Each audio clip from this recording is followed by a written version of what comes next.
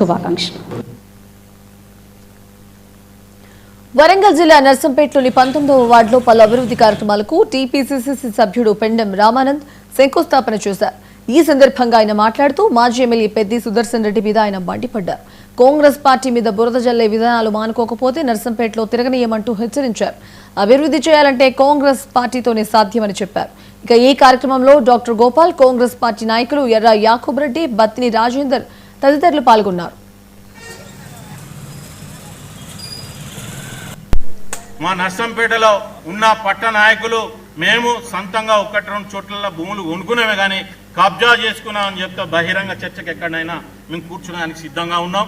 మరి మీరు కూడా రండి. మరి గత 10 సంవత్సరాలలో మీరు ఏం చేసిండ్రు, అభివృద్ధి మేమేం చేసిండ్రు అని కూడా చర్చ పెట్టుకున్నాం. అదేవిధంగా మీరు గతంలో మీరు ఎక్కడెక్కడ కబ్జాలు చేసిండ్రు, ఏమేం చేసిండ్రు అనేది బయట మొత్తం చిట్టా తీపిద్దాం. మరి ఎమ్మెల్యే గారు, మాజీ ఎమ్మెల్యే గారు, మరి పెద్ది సుదర్శన్ రెడ్డి గారు మరి ఎలా మరి ఇన్ని కోట్లకు మరి అధిపతి అయిందో కూడా తెలియాలి. మరి ప్రతి ఒక్క కాంట్రాక్టర్ల మీద కమిషన్, ప్రతి ఒక్క ల్యాండ్ల మీద కమిషన్, ప్రతి ఒక్క మొరం దందా. మరి ఇలా మొరం దందా అంటుండు. మరి మొరం దందాల మరి వాళ్ళ 10 సంవత్సరాలల్లా మరి వాళ్ళ నాయకులు మరి బినామీలు పెట్టి ఈయన కమిషన్లు వసూలు చేయలేదా?